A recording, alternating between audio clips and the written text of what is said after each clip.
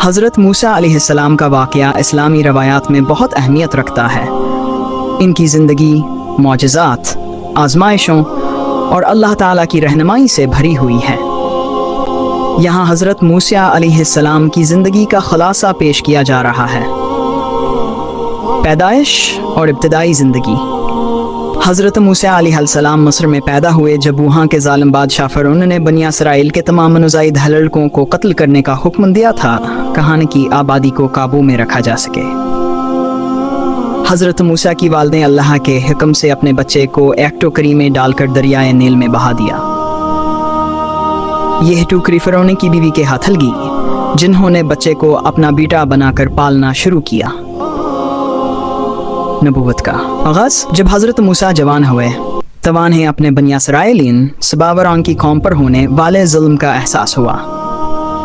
ایک دن انہوں نے ایک اسرائیلی غلام کا دفاع کرتے ہوئے غلطی سے ایک مصری شخص کو قتل کر دیا۔ اس کے بعد حضرت موسیٰ کو مصر سے بھاگنا پڑا اور وہ مدین کے علاقے میں پہنچے۔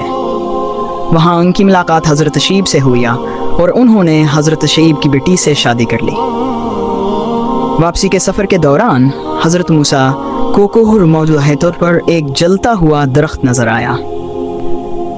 وہاں اللہ تعالیٰ نے ان سے بات کی اور انہیں بنی اسرائیل کی رہائی کے لیے فرعون کے پاس واپس جانے کا حکم دیا۔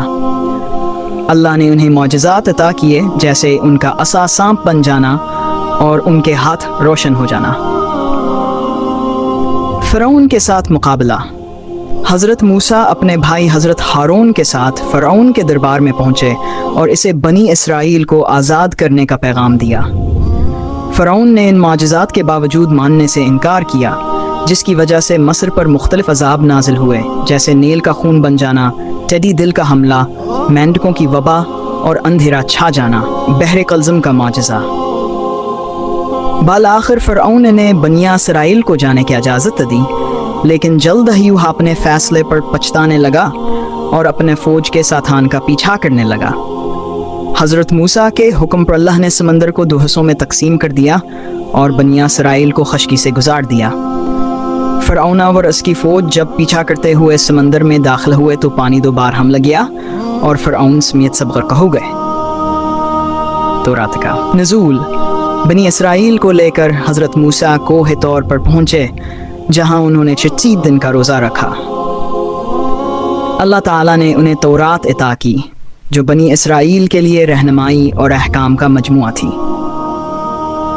بچھڑے کی پوجا کا واقعہ۔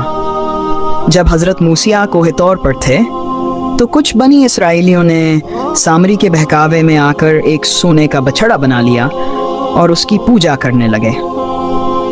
حضرت موسیٰ واپس آئے تو انہیں شدید غصہ آیا اور انہوں نے ان لوگوں کو سزا دی جو گمراہ ہو چکے تھے۔ پھر انہوں نے قوم کو اللہ کے احکامات کی طرف دوبارہ متوجہ کیا۔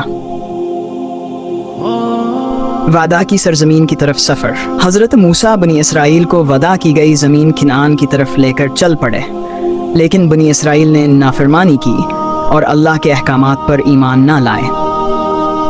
اس کی وجہ سے انہیں 30 سال تک صحراؤں میں بھٹکنے کی سزا ملی۔ حضرت موسیٰ کا انتقال۔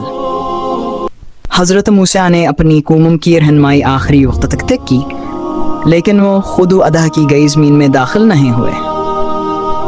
اسلامی روایات کے مطابق حضرت موسیٰ کا انتقال عطا کی گئی زمین کے قریب ہوا۔ حضرت موسیٰ علیہ السلام کا واقعہ ایمان، صبر اور اللہ تعالیٰ کی ہدایات پر عمل کرنے کی اہمیت کو اجاگر کرتا ہے۔ ان کی زندگی ظلم کے خلاف کھڑے ہونے اور اللہ کے منصوبوں پر بھروسہ کرنے کا ایک بہترین مثال۔ حضرت موسیٰ علیہ السلام کی کہانی پسند آئی ہو تو براہ کرم ہمارے چینل کو سبسکرائب کریں، ویڈیو کو لائک اور شیئر کریں اور اپنی رائے کمنٹس میں ضرور دیں۔ آپ کی حمایت ہمارے لیے بہت اہم ہے۔